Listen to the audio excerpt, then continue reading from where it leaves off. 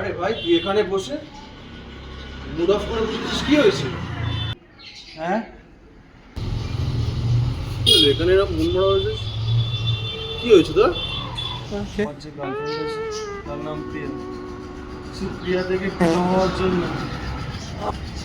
বাইরেতে কি বলি, এটা ওষুধ খাওয়ালো, ওষুধটা গায়ে ঘুমিয়ে পড়লাম, তারপরে সার্জারি হয়ে গেল, কিন্তু তারপর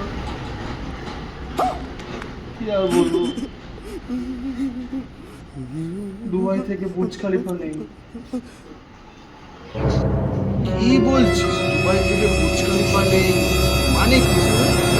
ঠিক বুঝলাম না তো। আর মানে